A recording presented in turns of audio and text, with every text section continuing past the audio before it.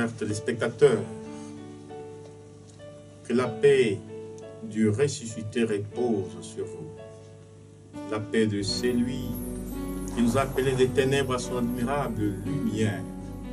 C'est lui qui, après sa résurrection, nous dit « C'est ma paix que je vous donne. La paix soit avec vous. » Que le Seigneur ressuscité continue à illuminer notre cœur, que sa lumière qui a jailli du tombeau continue à nous éclairer afin que soient dissipées les ténèbres dedans de nous, les ténèbres autour de nous, que nous soyons resplendissants de la lumière de Dieu. Bien-aimés, Jésus ressuscité n'a pas laissé ses apôtres indifférents. Ceux qui l'ont connu, ceux qui ont partagé sa vie intime avec lui, ceux qui ont mangé et bu avec lui, tous ces disciples qu'il a appelés et qui ont été témoins oculaires de tous ces événements, ils ne sont pas restés indifférents. Mais j'aimerais aujourd'hui vous parler d'un apôtre, lui-même qui dit, il n'est même pas digne d'être appelé apôtre, parce qu'il a persécuté les Christ, il a persécuté l'Église. C'est l'apôtre Paul. Je n'aimerais pas vous parler de l'apôtre Paul, mais je vais juste prendre une de ses citations. 1 Corinthiens 15, 17 à 19. Si le Christ n'est pas ressuscité, vaine est votre foi. Vous êtes encore dans vos péchés. Et ceux qui sont morts en Christ sont complètement perdus. Voilà ce que nous dit l'apôtre Paul à propos de la résurrection de Jésus d'entre les morts. Vous savez, l'apôtre Paul n'a pas connu Jésus dans son incarnation. Il ne l'a jamais vu. Il n'a jamais vécu avec lui physiquement. Mais cependant, il l'a reconnu dans sa résurrection glorieuse. C'est lui qui lui est apparu sur le chemin de Damas. Saul, Saul, pourquoi me persécutes-tu?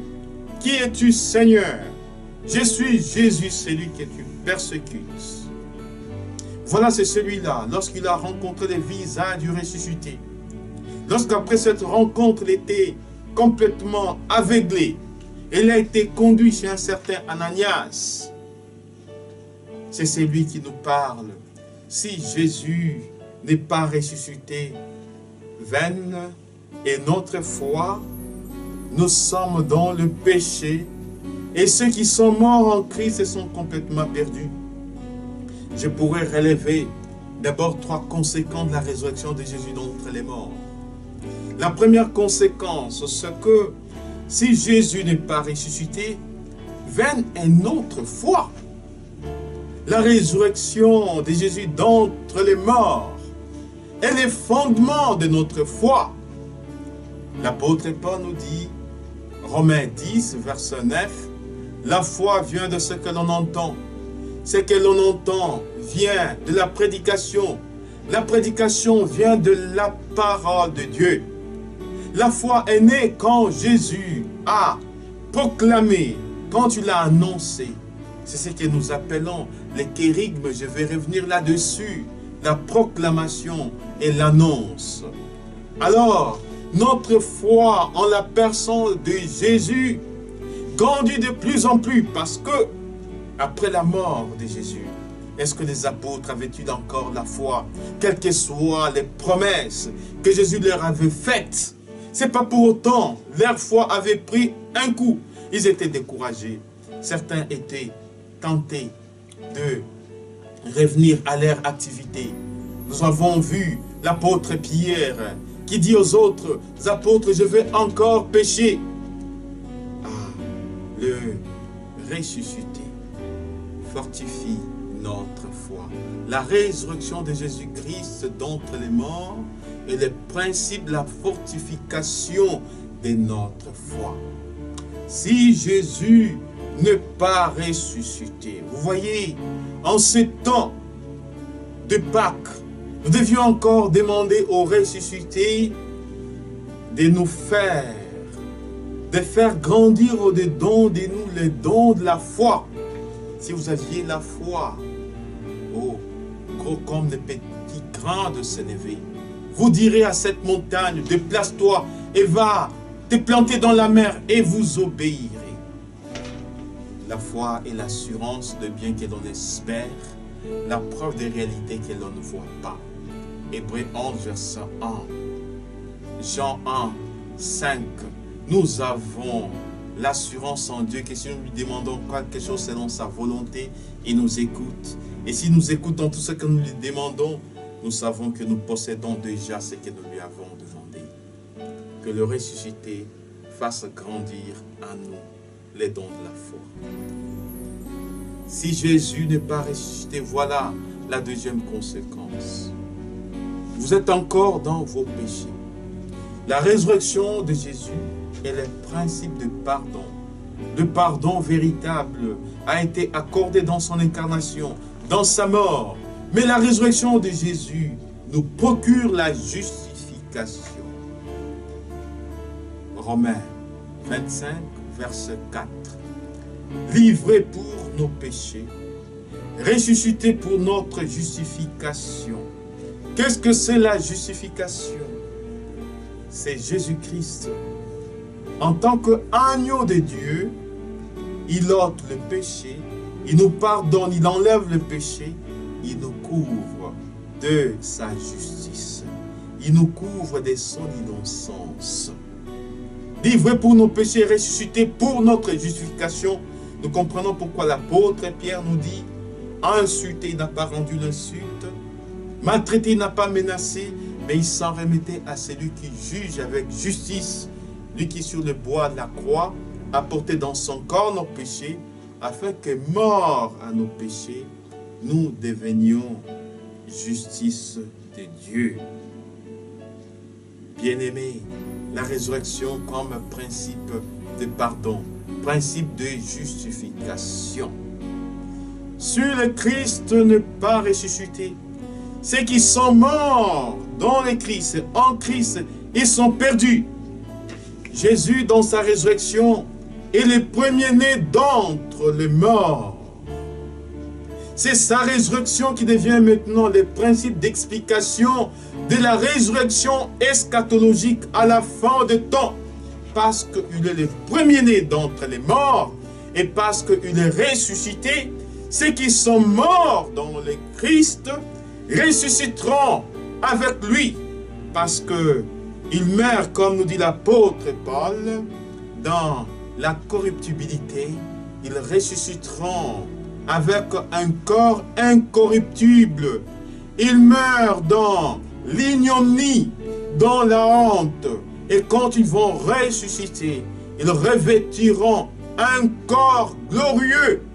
Ils n'auront pas de corps terrestres, mais ça sera un corps de gloire. Voilà la résurrection de Jésus-Christ, principe de résurrection eschatologique. Si le Christ n'était pas ressuscité, que serait Adam? Parce qu'il est le nouvel Adam. Que serait Abraham? Que serait Isaac? Et dans la mort de Jésus, il est descendu dans les profondeurs, dans les Sheol. Il a tendu la main à Adam, il a tendu la main à Abraham, il a tendu la main à tous ceux qui avaient partagé sa foi de manière implicite. C'est pour cela, dans sa mort, Jésus détient la clé du royaume et il nous ouvre les portes du royaume de Dieu. Et vous imaginez, si Jésus n'était pas ressuscité, quels seraient tous ceux qui sont morts en sa personne? Vous voyez, et quand Jésus ressuscite, quelle espérance! Les jours où je mourrai, je sais que même si je meurs, je ne meurs pas, je suis vivant. Voilà le principe donc de la résurrection de Jésus-Christ d'entre les morts. Bien-aimés, sur le plan historique, cette résurrection a posé de sérieux problèmes. D'abord, quand Jésus est ressuscité, les apôtres avaient du mal à croire. Vous imaginez ceux avec qui il a partagé l'intimité. Ils ont eu du mal à croire. Les Juifs qui sont demeurés incrédules, qui réfutaient même le fait que les apôtres annonçaient que Jésus est ressuscité. Les Juifs, ils ont donné 3 arguments pour dire non, Jésus n'est pas ressuscité. Le premier argument, c'est que les apôtres sont allés, de bon matin, ils sont allés voler les corps de Jésus. Les apôtres, ce sont des voleurs du cadavre de Jésus, et pour dire qu'il est ressuscité, et pourtant ils ont volé son corps. Voilà, cet argument s'était répandu partout. Il y en a beaucoup qui partageaient cette croyance pour nier, pour réfuter les preuves historiques de la résurrection de Jésus. Les tombeaux ouverts, la pierre qui a été roulée, les lincelles trouvés, ces preuves historiques vont être démenties parce que le corps de Jésus a été volé par les apôtres. Mais cet argument n'aura pas du poids sur la foi des croyants. Quand on regarde d'abord les témoignages des apôtres, ce n'étaient pas des imposteurs, c'était des hommes et des femmes authentiques, des hommes honnêtes, des hommes qui étaient prêts à donner leur vie pour défendre la résurrection de Jésus. Comment est-ce que ces hommes-là, qui ont tout abandonné, qui l'ont suivi, comment est-ce que ces hommes-là, qui s'étaient mis à l'école de tous ces enseignements, pouvaient donc mentir ainsi? Cet argument a été réfuté. Le deuxième argument, Jésus-Christ n'était pas mort.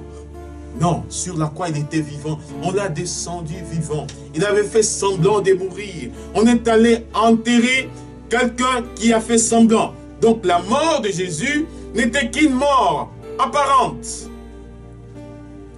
Voyons les preuves médicales aujourd'hui qui nous montrent que une telle torture, une telle épreuve, Jésus-Christ en tant qu'un être humain, il ne pouvait que mourir.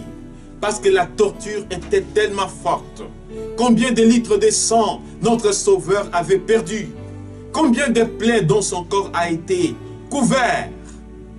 Et comment aujourd'hui ne pas croire que Jésus-Christ est mort? Comment alors concilier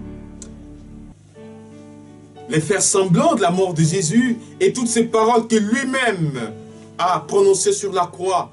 Père, entre tes mains, je remets mon esprit. Tout est accompli. Il expira. Tout cela n'était que mensonge. Vous voyez, cet argument, la science nous prouve que cet argument est tellement faux. Troisième argument, l'hallucination. Les apôtres, l'hallucination. Les apôtres, non. Ils n'ont pas vu Jésus, c'était peut-être quelqu'un qui ressemblait à Jésus, qui est ressuscité. Or, ceux qui souffrent de l'hallucination souffrent des maladies pathologiques. Que la psychologie aujourd'hui a reconnu. Est-ce que les apôtres, tous ceux qui l'ont vu, Jésus-Christ n'était pas tout simplement apparu à ses apôtres. Jésus-Christ est apparu à beaucoup d'hommes, à beaucoup de femmes.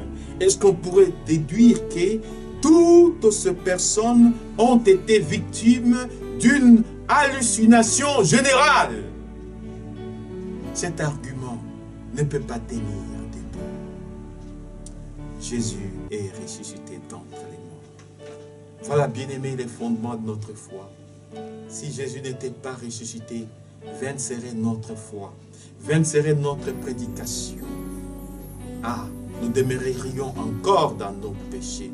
Ceux qui sont morts en lui sont complètement égarés, ils sont complètement perdus.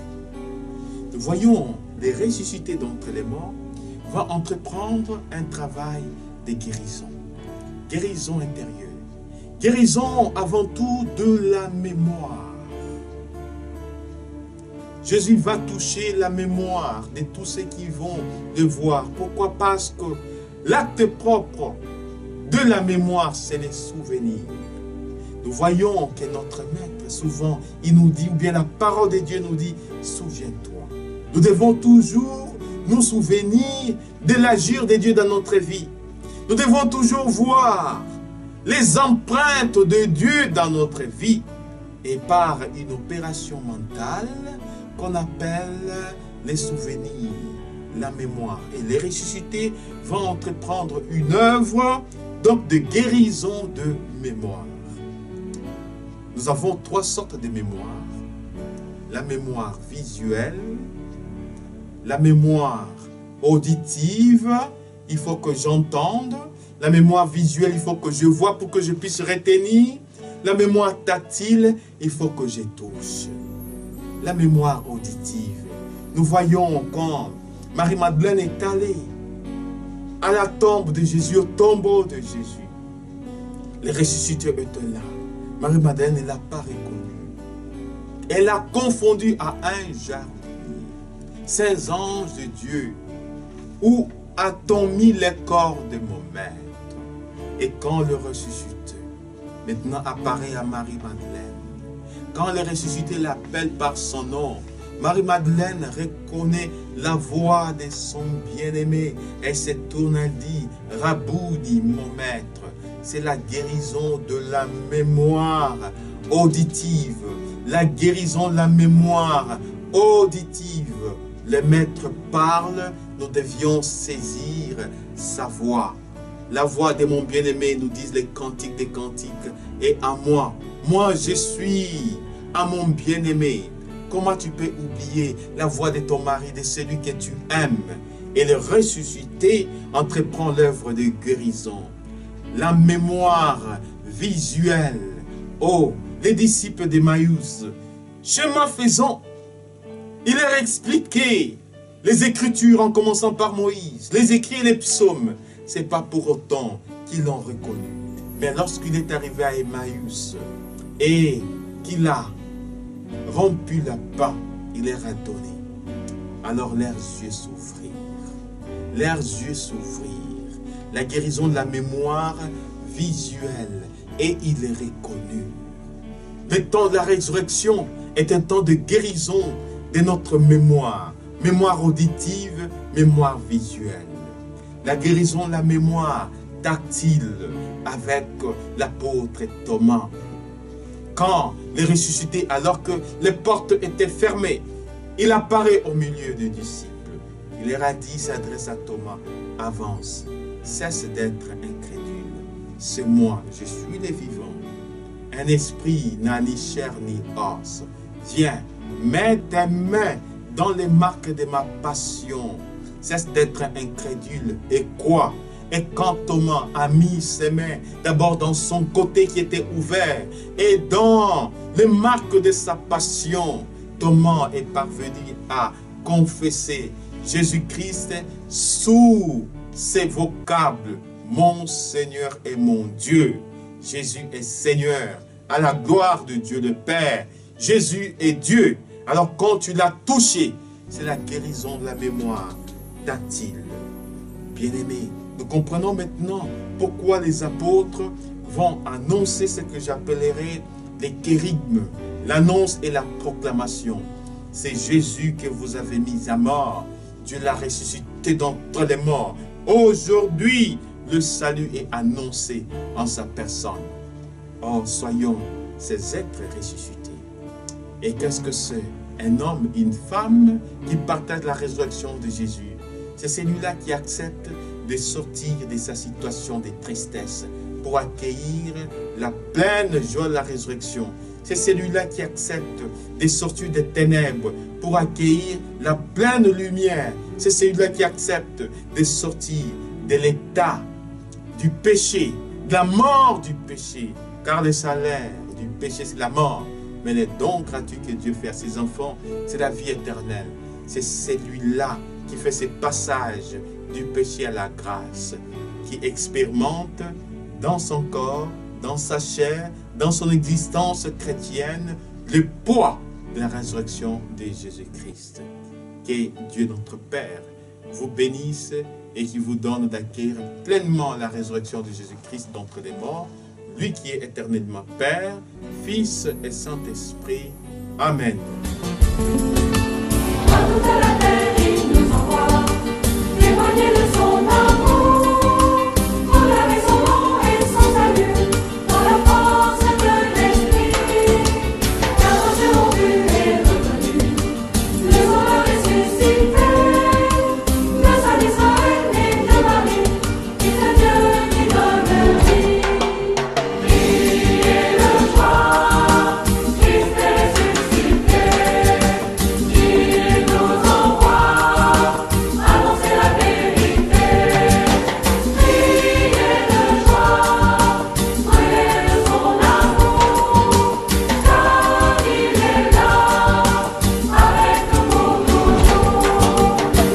sa vie donné, son sang versé, il a racheté nos vies.